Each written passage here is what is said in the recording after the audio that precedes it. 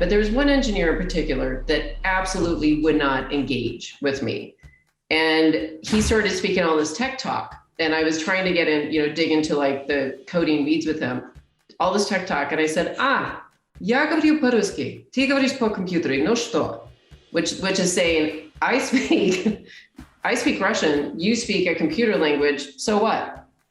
And he kind of stopped in his tracks and was just like, I remember him being at like the famous whiteboard and he was like, what? And I was like, yeah, so here's the deal. I speak lots of different languages, so do you. Our job is to communicate together so we can go deliver this for the customer. So try that again. And I swear to God, Tamara, I was like, oh, that's a superpower right there. I got it. Yeah. Okay. Because it's just that like being brave enough in the moment. And you do have to kind of get out your little like hammer, and actually they called me the Velvet Hammer at Amazon. I think I've lost more velvet, maybe a little more hammer now, but yeah. So that was probably the first time where I was really like, oh, I get it. You just speak truth. You just speak truth to power, to whatever version of power is in front of you, so that not just for the fun of it, so that we can go get these things done, right? So that we can go help people ultimately. Yeah. This is Mind the Ceiling, a show about trailblazing women who are shattering barriers. These are the candid conversations that dig into what the journey to finding purpose and climbing to the top of industries is like. All the victories, hurdles, bumps and bruises, and celebrations along the way, and the tools you can use to be the next ceiling breaker. I'm your host, Tamara Lane. My guest today is Stacey Kinkead, a veteran tech executive with over 20 years of experience in building companies from the ground up in e-commerce, marketplaces, mobile, and healthcare. Stacey knows firsthand when to take action to disrupt industries that need to be turned upside down. She has managed to create bold team visions and build the foundational Lego blocks to allow for a better future for everyone involved. However, before Stacey reached the success that she has today, her entrepreneurial spirit was first sparked at Amazon when it was only a 3-year-old startup. In this episode, Stacey and I discuss everything from her beginnings in the startup tech industry to her creation of her first patient-to-provider healthcare application. Stacey also touches on how she leads by example in a highly male-dominated industry and advocates for equal treatment in the workplace. And this is how she describes her journey to finding her purpose. I think the non-rough version of that is very non-linear, is what we'd say. It's circuitous, right? Starting off strong, Stacey, not every journey is picture perfect, but they sure are exciting. Now let's learn about Stacey's purpose. So I would say the purpose of my life is to help people. And I honestly think that it's just as simple as that. I think that hasn't always been easy because of the career kind of path that I've taken in the industry that I've been in, but I've always managed to help people. And at the end of the day, that's still what I get recognized for. So I know that that's true. Yeah. How did you discover that? How did you find out that was kind of like, aha, this is what I'm good at and love doing? I think kind of pattern matching, right? It wasn't something, it probably took me, it's probably about 10 years ago. And I was looking for my next interesting kind of industry to disrupt, right? To get into. And actually this was healthcare. And at that point I had a prior board, I had some mentors, I had mentees, right? I was surrounded by all these different people, but I actually took time to hear from other people what they thought my kind of superpower was, and therefore what they thought I should be doing. So it's kind of a combination of hearing from others, reflecting on that, and then kind of doing this pattern matching of like, oh, wow, right, that idea of helping people, of not being afraid right? Because it's one thing to help people. I think inherent in that, for me at least, is actually being brave, right? It's a little bit of a, if not you, then who, right, type of mentality. And I honestly think it was about 10 years ago when I kind of went through the self kind of exploration and also having other people reflect to me, but where I realized that it started in like kindergarten, when I was with a tiny little farm community that I grew up in, and there were other kids that didn't have shoes or didn't have kind of like toothbrushes and toothpaste and things like that. And I had convinced my mom that I needed shoes, an extra pair of shoes, and I needed an extra toothbrush. And right. So I think from a very, very young age, I kind of recognized that I think other people saw that, but they still weren't doing anything about it. So that combination of seeing, feeling, and then doing has kind of been a theme. Yeah. I couldn't agree more. It's one thing to dream about taking action, but only a handful of people, including Stacey, end up going that extra mile. Stacey's superpower is helping others, but she didn't realize this on her own. Let's dive into her process of pattern matching and how she found the right people to tell her the right things. I mean, I think a part of why I did it was because I had been in tech at that point for probably 10-ish years. And it was not an easy ride, right? I'm in startup tech land, which is like meeting a female Minotaura is what we're called, in combination with a unicorn, like it's like a whole other animal. You just don't meet many of us like that are the right kind of crazy, as I've been told, because I've asked to stay in an industry kind of this punishing.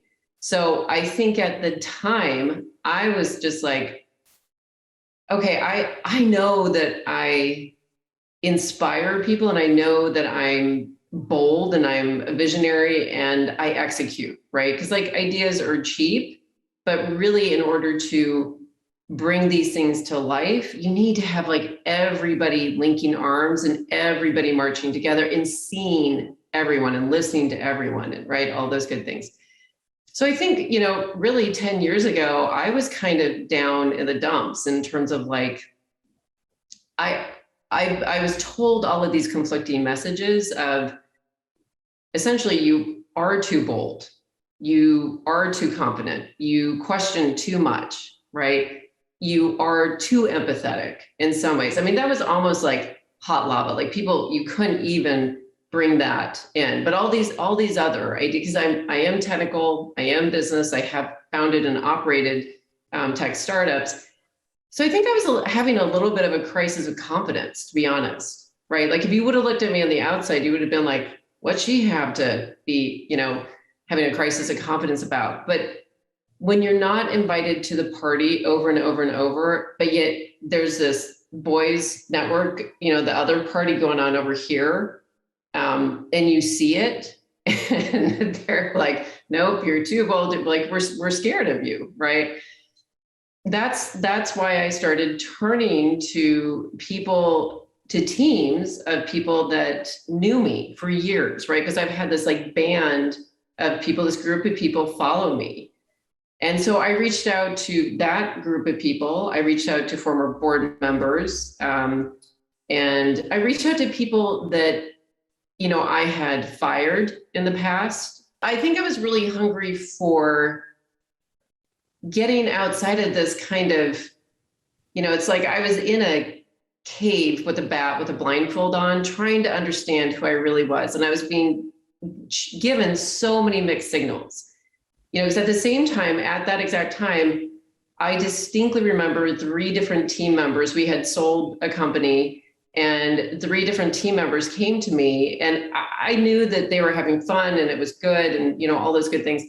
3 separate people, 2 women, 1 man, one was an engineer, said essentially the same thing, which was, I've never felt so valued from the moment that I walked in here with you. And I really didn't understand who I could be, like the potential. And with the engineer, like I would get into the code and kind of do all these other things. So his version of it too was like, you actually roll up your sleeves, like you're one of us. You want to be in there, right? But yeah, at that time, I had just been sent so many conflicting signals that I just thought, I need to get out of that cave and I need to understand the good and the bad. And, ultimately what it came down to was this really kind of interesting combination of a deeply empathetic, like big heart, high bar is basically how I would, like bring it all the way down for you so that we don't spend another hour discussing it. But it's right, because it is a new way of leading. It is not what our kind of parents or grandparents taught us to do or how to be, in some ways. In some ways, it fundamentally is, because it just means you need to help everyone else, whether you're creating a company from the ground up or you're out helping people in a flood or, right? Like, we really just need to help one another. But yeah, that's kind of what it came down to. And it was that combination of deep empathy, the high bar being, I love big, hairy, complex problems. The obstacle is a way to me. I love, being David in the David and Goliath, or Davida, I guess, in the David and Goliath fight. And I love leading people through the trenches to really kind of invert power structures and to create like a whole new reality. And I get that it's little by little, right? This isn't going to happen overnight. But yeah, I think that's also what was reflected to me. Well, I'm curious, and real quick, before I move forward, I'm sure you heard some maybe criticism in this. How did you handle it? And like, how did you handle that and then utilize it? Yeah, I think one of the hardest pieces of feedback that I ever got was, it was a woman. And so that's also very, very hard for me. And like, mean girls in general are kind of kryptonite to me. I don't get it. I don't have tools in the toolbox. I have tools for the bullies and the douchebags and, all of that, like no problem. And conflict and fighting. Awesome. I got it. But yeah, she was a woman and she was great. And I respected her. I was her manager, her leader. And at one point she basically said, like, I can't figure out what kind of a character you are here, like if you're kind of good or evil type of thing. And I was like, well, I don't know. I aim to be good. Like what's going on? And she was kind of like, well, it's that you say, and this is very kind of software specific, but like that we need to launch on this one day, but yet you haven't been able like to get all of these different crazy complex pieces, including board members and just insanity, like to line up for us and for me. And I kind of, I get that sounds like irrational now, but in the moment, and I really said to her, so what I hear you saying is that you don't trust me. And she said, yeah. And that was like a dagger, right? Like, and, in hindsight now, years later, I realized that part of it might've just been, personality. I think a part of it actually to do with the personality is that I am very authentic. I am transparent. And yeah, I am going to sometimes speak out of both sides of my mouth, but wow, I'm trying. I'm actually trying so hard to bring you in under the hood and to be honest and to be transparent that sometimes I am going to be a hypocrite. And I'm okay with that vulnerability. I think though that she was actually very uncomfortable with not having this kind of facade. She was from a little bit more like corporate America. I think she came out of like a very, patriarchal, hierarchical world. And I felt like she actually ultimately just was not comfortable not being put into a little box, if that makes sense. Mm-hmm. Right. Because I really actually wanted her to fly. And I modeled for her that I would fail. Right. But it really kind of, ever since then has made me more mindful of just kind of meeting people where they are. I think that kind of like radical transparency as a leader. Sometimes I think you need to kind of warm up to people because they're so trained to not trust, honestly.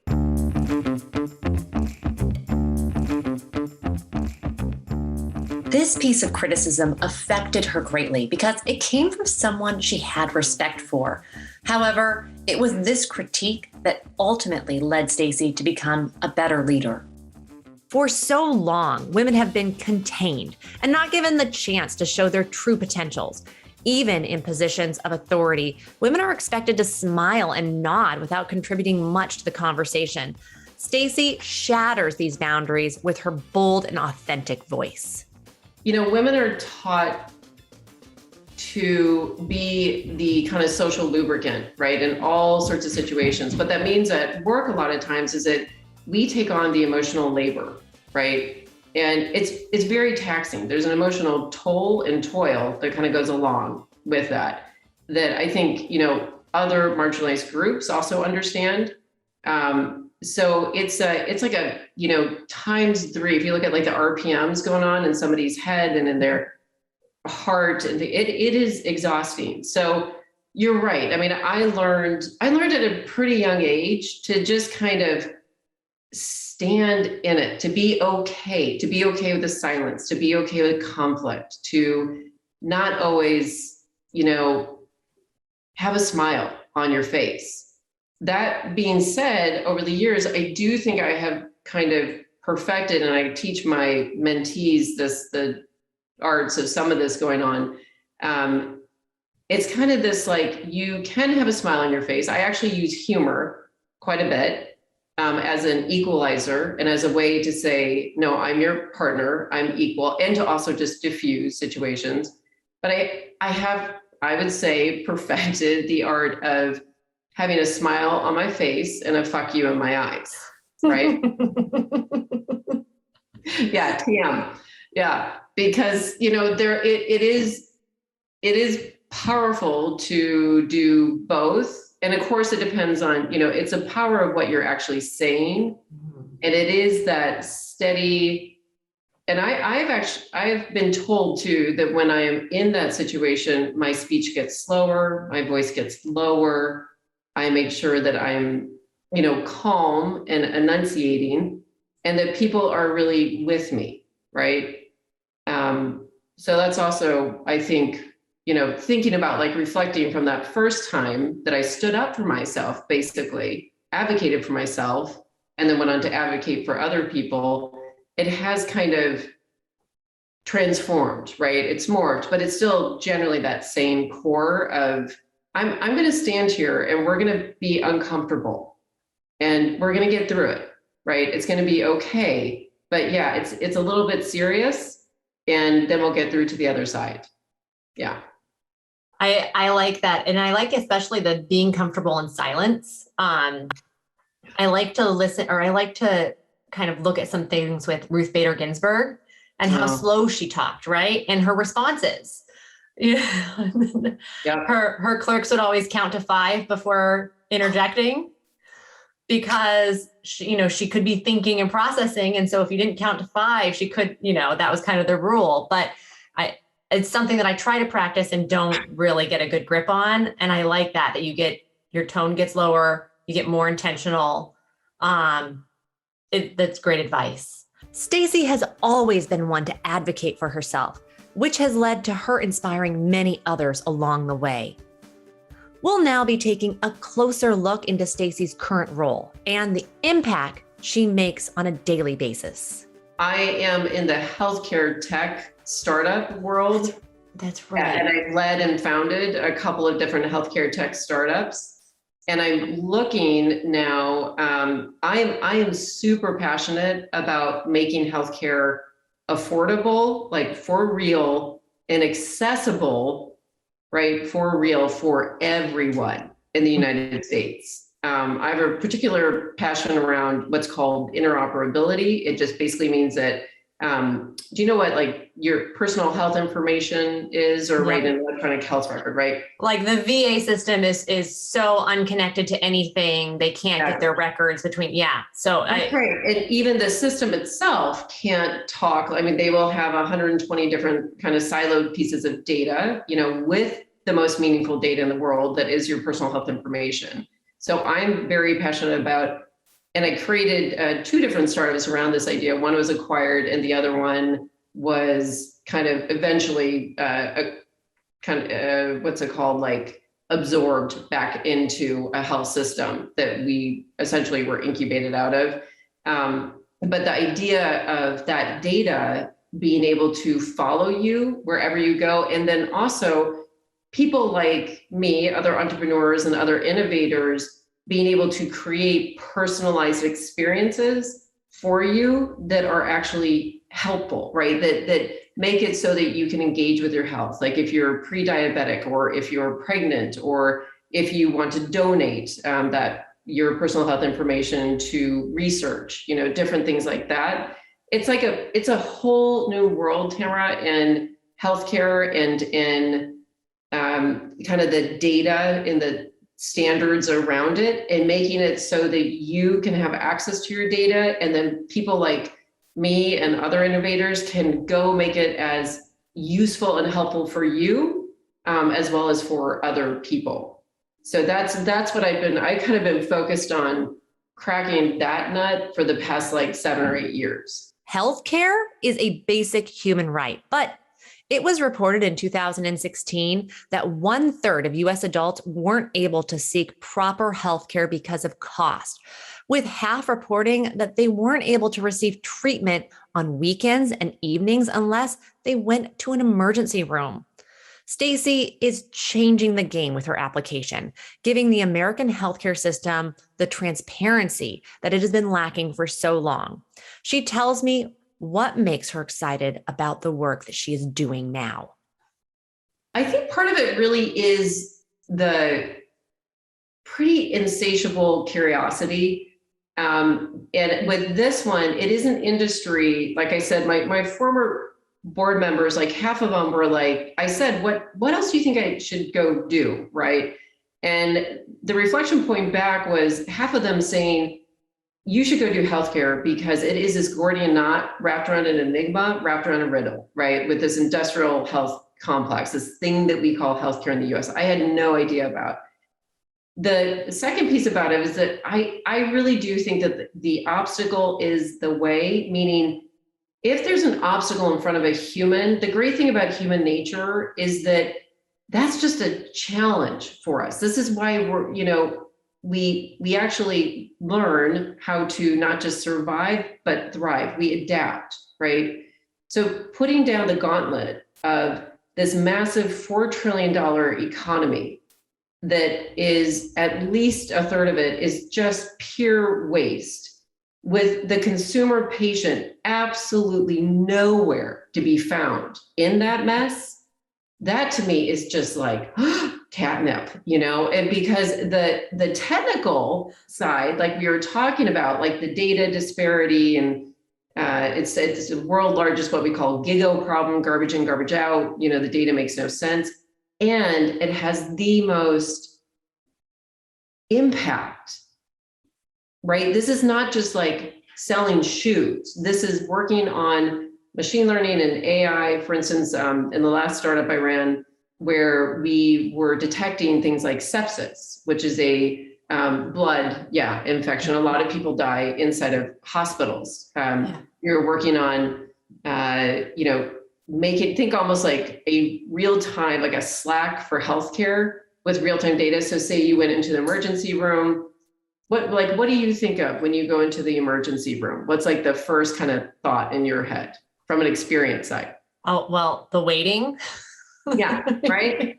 Yeah, that's pretty much it. Yeah, that's a great equalizer there. So we created an app and we were embedded out of a hospital, and I was able to like empower all of my people to go be the anthropologists that we really needed to be, right? Because we're technologists, but really we just need to be curious. So we would go down to the emergency department and sit with the nurses mostly, because they handle the majority of the care. majority are women as well. They had the least amount of decision-making power, but they really were the center of a patient's care. But we made it so that not only the patient could see what was going on, what I didn't realize before I worked inside of a health system was that the providers had no idea what was going on. So when you ask them, like, when are we going to get those labs back? Or what about that radiology report? They had no idea because they were working out of this pretty arcane system built in the 80s that was basically a billing system, right, for insurers. The patient and the providers actually had no kind of user experience basically built for them. So we built this very transparent app where it would kind of follow you through your patient journey, as well as kind of layer in the provider side so that everybody could see what's going on, so that you can make the right decisions for your care and the provider could as well. That's so, I mean, I just like, I can see that in my head because, just the fact that even if you're not an advocate for yourself, they always say if you're a patient, if you're not an advocate for yourself, so many things can happen if you're not paying attention, if you're not, because, like you just said, and you're pointing out problems that I wasn't even thinking about, the doctor may not know your history or may not know, or the anesthesiologist may, have just kind of not gotten it right. I can think of a personal experience where the anesthesiologist was like, and then we're going to put you under. And I was like, wait. The doctor said that this was just, and then it had to, because the systems don't line up. Yeah. So that's life-saving. But also just, we think about the age that we're in. Why isn't this in hospitals? Why don't we have technology? Yes. No, why are they still working off of beepers, basically? I mean, the best day in healthcare, I would joke, but it really wasn't funny. It was like 1996, but normally they're working in 1984 because they're still working on just like landlines, pagers that are broken with, literally like tape around it. And and my first kind of research job there, I was essentially like an entrepreneur in residence, and I was basically like a free range chicken. I just went and listened and learned for 6 months, read like 12 books and said about 12 words. But one of the first like research projects I was on was around something called hospital-induced deaths. Yeah, which is something you don't really want to know about, right? But what we figured out under the hood and a few years later was that, to your point, so much of that actually had to do with that health record not traveling with you, as well as the communication internally, right? Because every doctor and every nurse was essentially on an island. They're not really set up to succeed in that scenario. So we need to fix it, and so that's just like the tip of the spear for once you liberate the data though, and that is costing data, right? That's pricing data, like you name it. That's the wearable data, like all of it living kind of in unity and harmony. Then we can personalize your experience for real, like we enjoy in other like consumer tech world. You honestly can get to a state, I know it sounds like bunnies and flowers, but where healthcare is built for you, by you. And that means that healthcare is therefore affordable and accessible. It is super complex. I'm not saying that we can just like and get it done. But yeah, that is what I have multiple books all around me right now because I can't stop thinking about it. Like, I love it. Yeah, we got to do it. We can do better.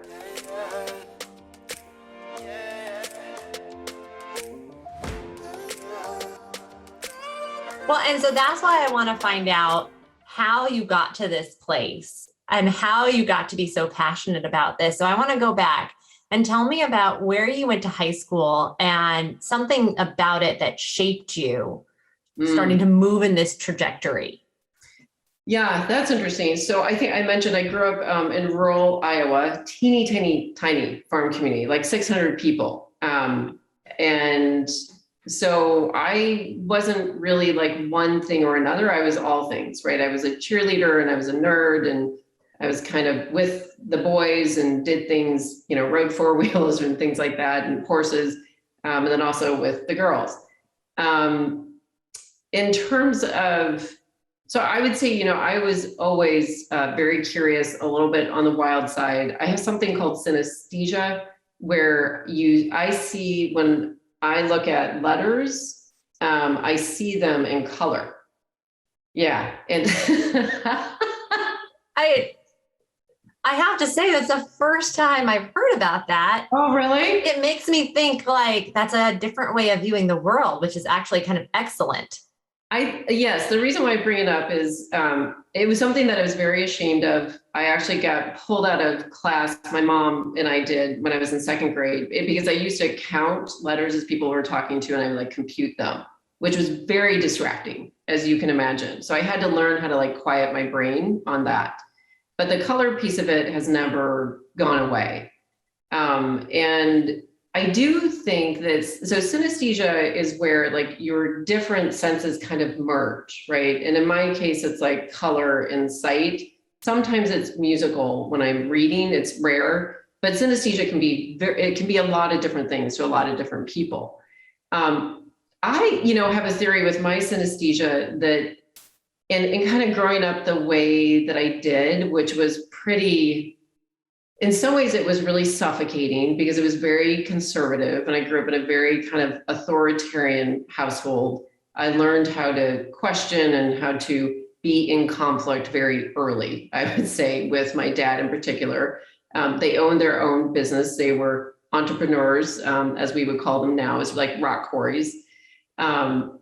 But, I think the synesthesia between like the environment that I grew up in, which was kind of like walking on a high wire, it would kind of be like, do, and then we kind of go up and then go down, right? Because the whole family was around their business, which was essentially a startup. And it was very up and down. And so the entire family was kind of like involved in it, in solving the problems and in, right, all of that. So I think in some ways, like that environment of like high risk, essentially, and where you're always taught to question and to kind of like push and work more and kind of like work harder, in combination with the synesthesia, which I think, honestly, I link it to my empathy. I think it makes it so that I am even more of a feeler. It's like I feel it in different hues, if you will, like feelings are touch and things like that are just like, it's very, I think it's different for me from what I can understand. It's hard to know. But yeah, I think growing up in such an isolated area, right? But then also seeing things like the agricultural, like the industrial egg came into my small community and pretty much wiped out a lot of my friends' farms, right? They had to declare bankruptcy because they couldn't compete. Yeah. I wouldn't say that like healthcare was top of mind, but it definitely dawned on me from a pretty early age that things were not right in the world, like things were not fair.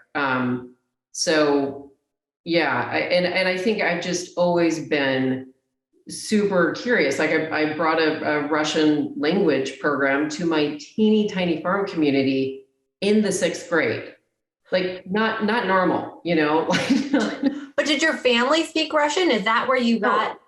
No, not a drop. I think it has to do with the synesthesia, because I was studying Spanish and I was kind of like, it was all right. My mom was into Russian literature, and it was, Russia at the time was like big bad, and I just remember hearing Russian on the TV. And my parents were so anti-Russian, which I'm sure for me was like, sweet, I'm going to go study that. That was perfect.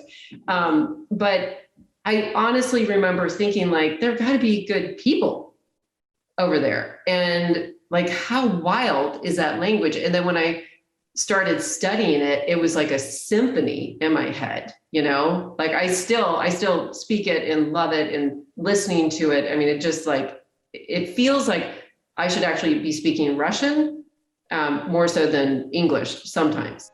Sometimes things we think are weaknesses are actually one of our greatest strengths, like a superpower. For Stacey, this has truly been a blessing in disguise, allowing her to see the world in a different view and become the empath she is today. Now, Stacey walks us through the next big part of her life, college.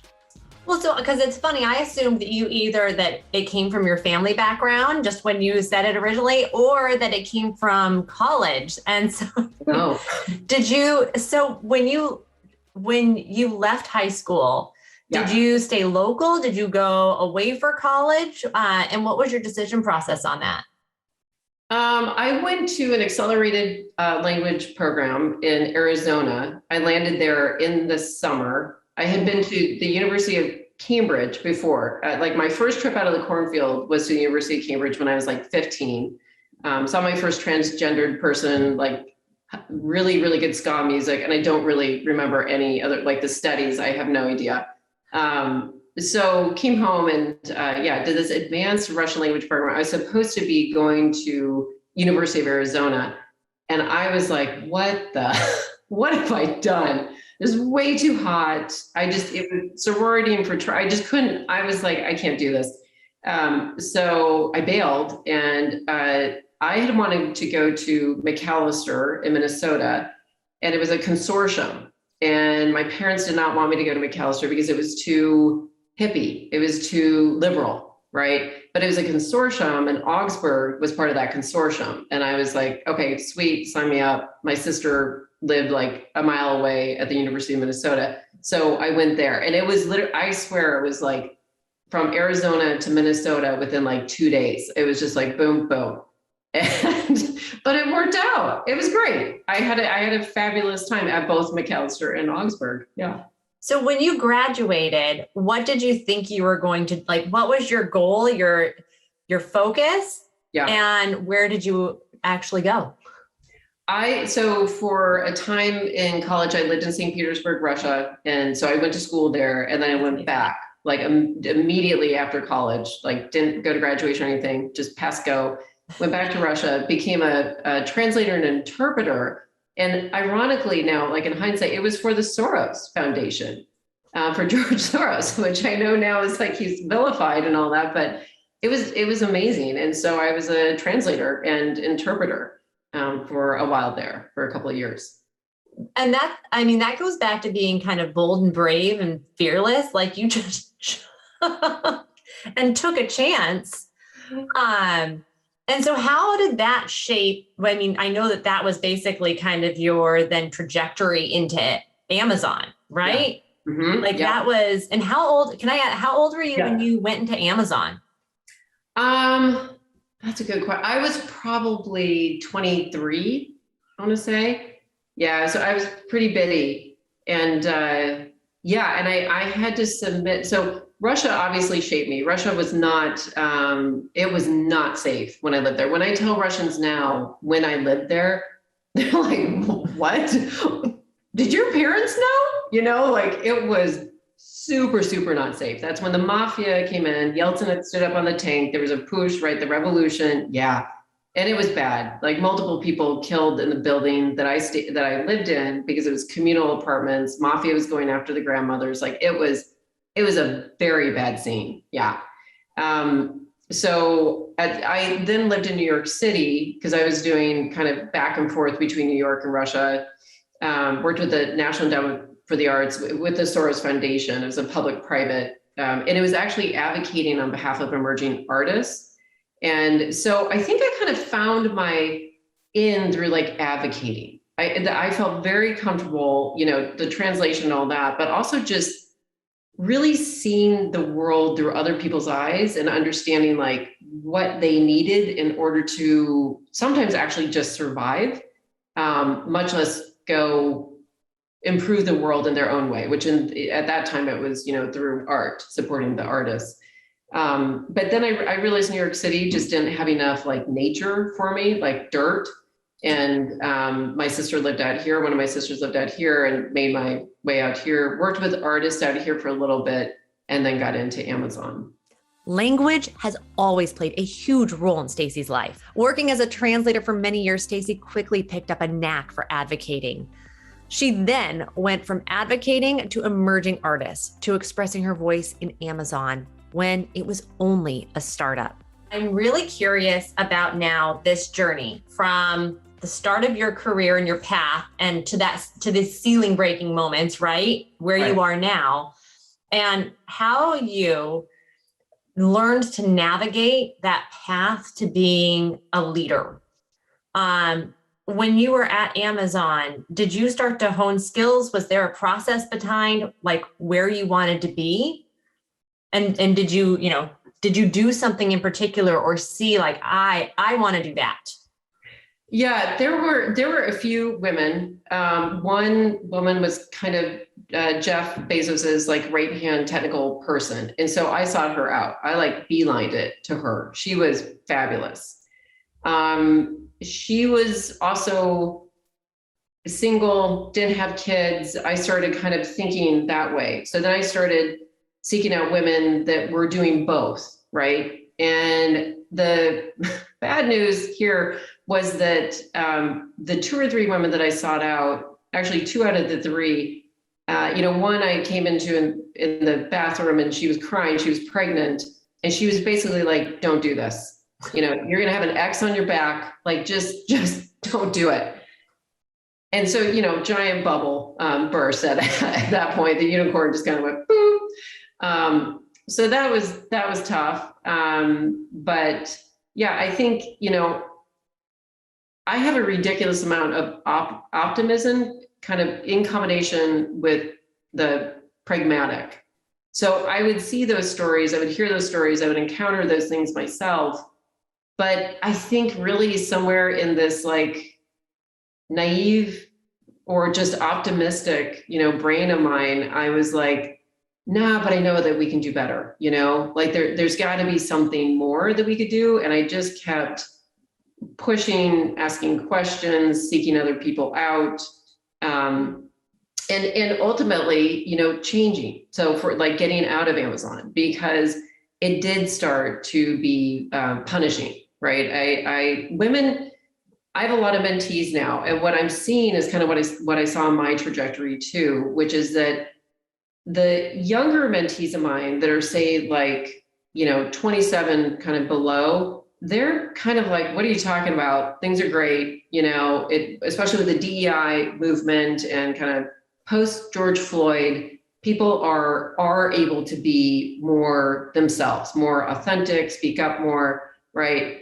But what I also see is that, well, number one, there's a tail on that. I think that the people in power, white men in power, can feel that kind of shaking from underneath them. And so there's a pretty wicked backlash, right, going on right now. I also see that women and men, but women in particular, because we are the birthers, right, kind of, 28-ish on up, that they do start kind of feeling the X on their back. They do, it's real. And then they'll kind of come back to me, and it's like you see the slow radicalization of women in the workplace, understanding that these gender coded areas that they're supposed to, so, for us in tech, it's okay to be a woman and be in marketing. It's okay to be a woman and be in HR. It's okay to be a woman and be in product/project management. Mm-hmm. When you're a woman like me, who has experience in business, in tech, who's actually, who is technical, that Tamara does not fly. And what I keep hearing, and what I've navigated my entire career in different ways, and we can talk about it, but the boys club, the men in power really don't want you to show up and have more experience than. No. And I think, right, but I think that took me a really, really long time to understand, because when I walk into a room, I think, how can I help you and how can you help me? How are we going to partner? How are we going to collaborate? I think through my own experiences, as well as like the mentees, it's okay if you're in HR, it's okay marketing, PMs and things like that, until you hit a certain level, and then combine like my level with my experience in business and in tech, then it's like a kind of triple threat, right? Things don't go well. And it is punishing, but I feel like they turn up the dial. So yeah, like I've definitely used the hammer, and I get through the glass ceiling over and over and over again. But what I think we need to start talking about too, that has happened throughout this journey, and I think it is particularly kind of ferocious out there right now, is that it's no longer a glass ceiling. It is like an ironclad wall in front of you and around you. I mean, we need like soldering tools, right? Like, and we need to like knock down the entire wall, not just make it big enough for me, but make it big enough for like everybody to go through. But it's a lot more serious out there right now, I think, than people understand or people will even talk about for fear of retribution. Recent research has shown that 69% of working Americans agree that working mothers are more likely to be passed up for job opportunities. According to Forbes magazine, this is what's called the Motherhood Penalty. As a society, we've come a long way in terms of gender equality, but the X on women's back once she decides to start a family still remains. As a working mother herself, Stacey now shares with us the tools and skills she uses to navigate these barriers that prevent so many women from career growth and ceiling-breaking moments. Part of it personally was that when I started having kids, it puts a different perspective on the world, right? As a creator of another human, and when you birth that human, the world changes. It tilts on a different kind of tilt of the axis. So I took time off, and I see this a lot with women too. I started my own consulting business. Mm-hmm. Right. And I worked for startups that I felt very like passionately about in terms of like organic farming, for instance, kind of goes back to my Iowa roots. Worked with Oprah Winfrey and all of that, like on the nonprofit side. So I was very specific about like, nobody else needed to know if I had another client or if I was taking care of my child. Yeah. Right. So personally, I've found, and I see it in my mentees as well, that is one way to do it. Because like you're saying, it's not that we can't navigate the system. It's that the system is set up entirely basically not against us, but entirely to not support families, to not support to not support, right, other marginalized groups, much less women who are, having the babies. So, and I do want to start changing the language around that. Like, it's not that we can't navigate it. It's that the system is by design unnavigable.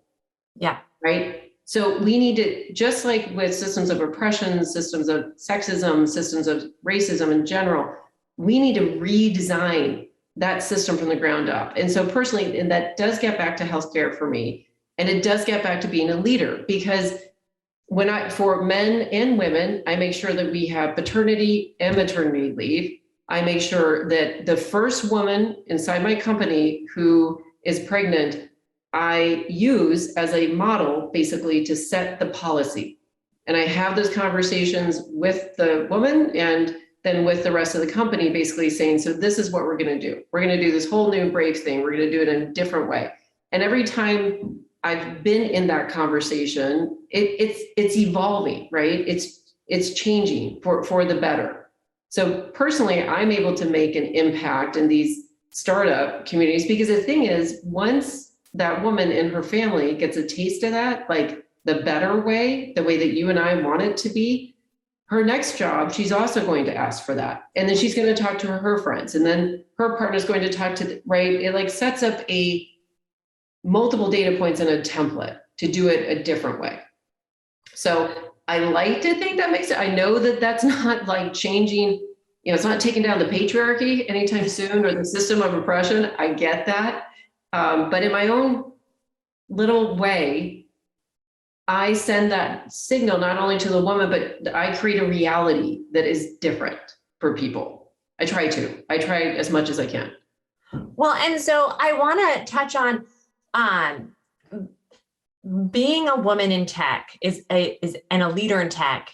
We need more women coming up. We need more women who are taking on these roles and joining, because tech is exciting and transformative.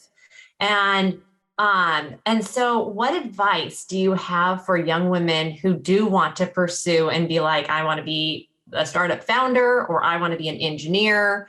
What advice do you have for them? I say, be brave, be persistent, be strong, all of those things. But those are just those are words, right? I get it.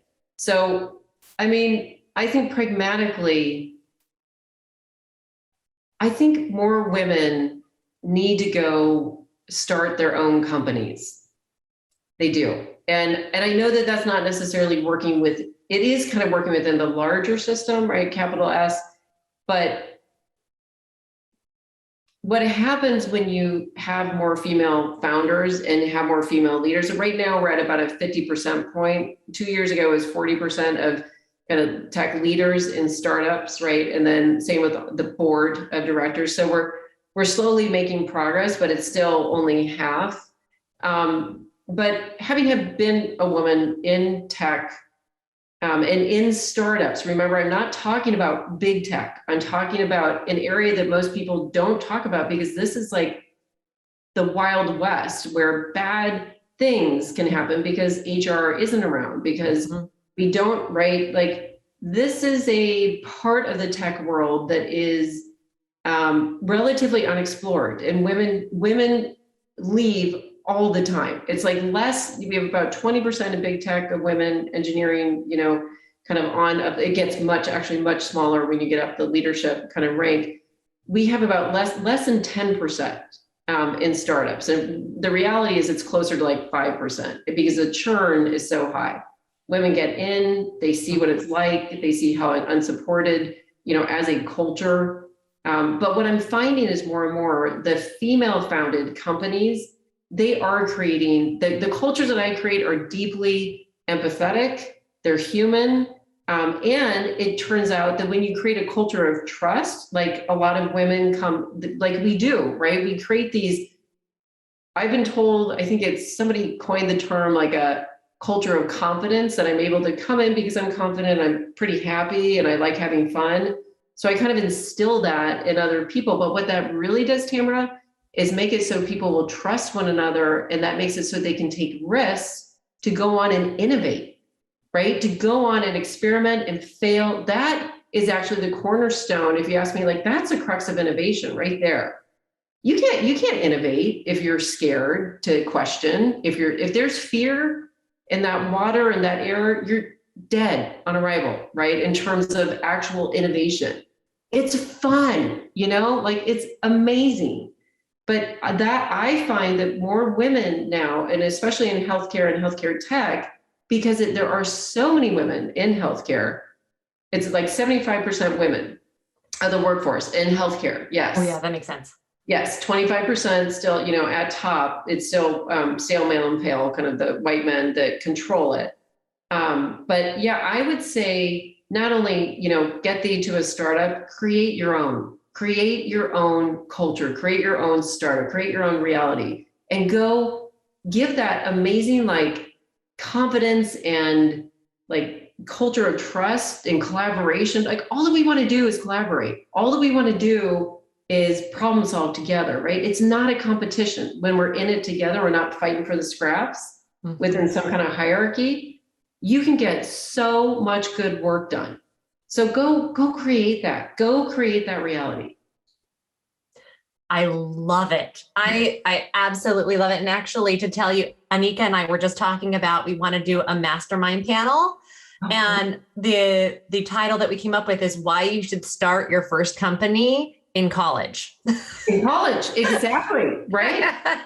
And so you're hitting right on it. Like, that is what we want to talk about it, because, do it just like a learning experience as well. Like, you should start doing it and learn. And sometimes you learn a little bit about failure.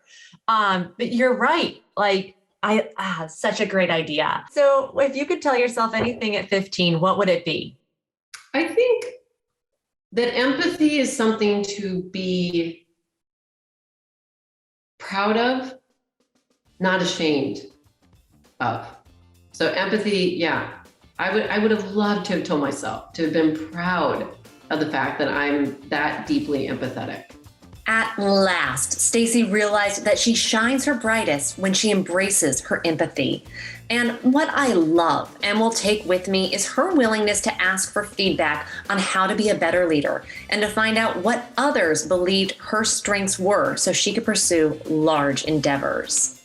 And most importantly, rather than waiting around for things to change, Stacey uses her bold and authentic voice to create her own change. And that is it, the unfiltered, undeterred journey of Stacey Kinkead, a tech pioneer with a bold, authentic voice. And now it's time for the Mind the Ceiling Mindful Minute with Anika Uden, our podcast's associate producer and potentially your company's next CEO. Anika, take it away. It was wonderful hearing your story, especially as someone who's super interested in tech and in the startup world. Absolutely love that. For the Mindful Minute, it's just rapid fire questions. Feel free to answer as short as possible. And it's just 5 questions. So the first one is, what book changed your life or impacted you the most? Well, there's Master Margarita. It's Mikhail Bulgakov is his name. And he had to write in code, essentially, to pass the Soviet censors. And it's about the devil coming to Moscow and all of these crazy, it's kind of almost magical realism. And it's a plot within a plot. But the fact that what he had to do to the language, and he, I think eventually killed himself, most likely. They were either, most intelligentsia were either killed or killed themselves, but that was good. And then the most recent one is Cast by Isabel Wilkerson. And I'm in my second reading of it right now. I should be required reading for everyone in the US. Definitely 2 really interesting and important books. Who is your most influential role model? I think it's my sister. I have 2 sisters and they're both fabulous. They were both trained lawyers, but the one is in Seattle, the one that I moved out here for. She's just kind of the love of my life. And so she's just fabulous. We talk all the time. So she was a lawyer. She was a general partner. She's one of the few women who was a partner. And she left. And she left not because she didn't love law. She was just as passionate about law as I am about healthcare and all of those good things. It was because it was too punishing. And she just didn't want to live her life inside of a cage, right? So she broke out and she did it. We kind of did it together, but she really did it on her own. And now she lives in Quito, Ecuador. She lived in Thailand before, teaching English. And, I knew that she'd be an incredible teacher, but that's basically how she gets energy in life now. It's awesome. That's really inspiring. What do you look forward to every morning? What gets you out of bed? Chocolate croissants and coffee for sure, but really chocolate. I have chocolate every single morning with coffee, and not the fancy stuff. I'm from Iowa. No, but I think it's really people. I love people. I love technology. And I think the combination of the 2 is kind of where the revolution really begins. Technology can be used for good or for bad. For me, I'm inspired. I get up every morning because I want to learn more. And I want to go fix problems, but I want to go do it with people that have the same values. What do you find calming or helps you chill out, or a guilty pleasure of yours?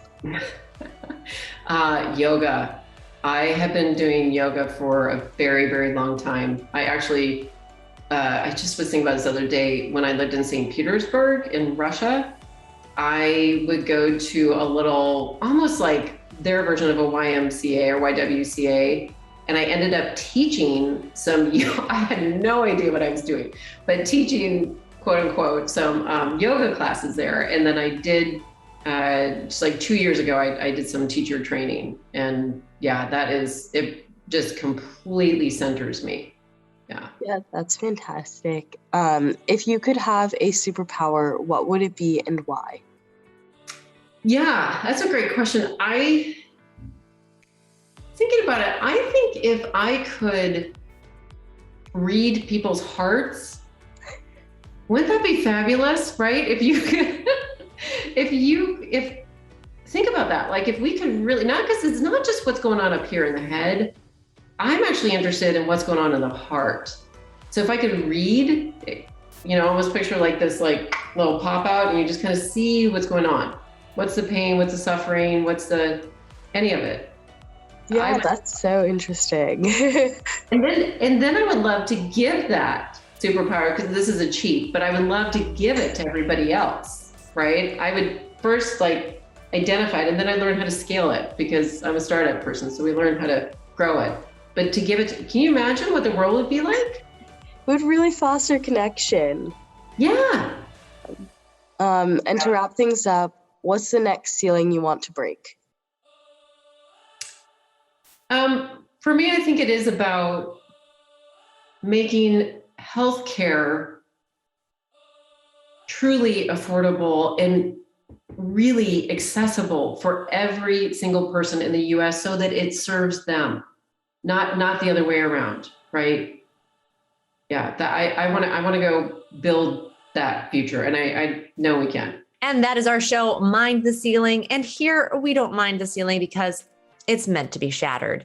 We are here for you. So please subscribe to the podcast wherever you listen to us, and follow us on social media. And please, if you like us, share with your friends. And we would love to hear from you. Hit us up on Instagram. You can ask our guest questions or just celebrate your successes with us. We'd love to cheer you on along your journey. And with that, what makes us excited about the future? Well, I always like revolutions, right? I'm a kind of revolution type of girl. So I really think, because it is so bad out there, that the post George Floyd era that we are in, we watched a man murdered, and many hundreds of millions, right, from our inception of a country. So I think what gives me hope is that we are slowly awakening. It's painful, right? Change is painful. But what I know is that the people at the top, when there's an earthquake, it's like nature kind of shrugs her shoulders. They feel it.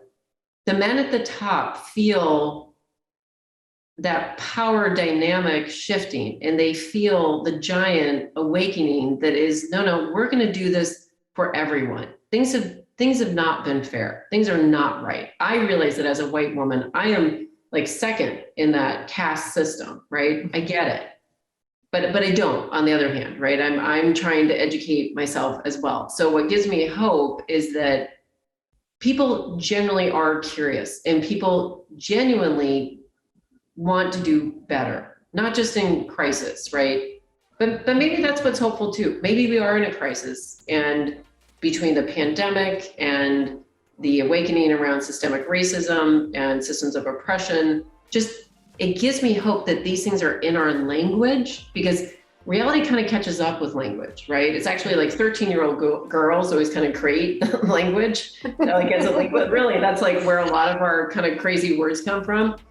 But in that generation knows better now, Tamara. Yeah. They do. And they won't take no for an answer. They won't take a non-diverse, non-equitable, non-inclusive reality anymore. And they're fighters.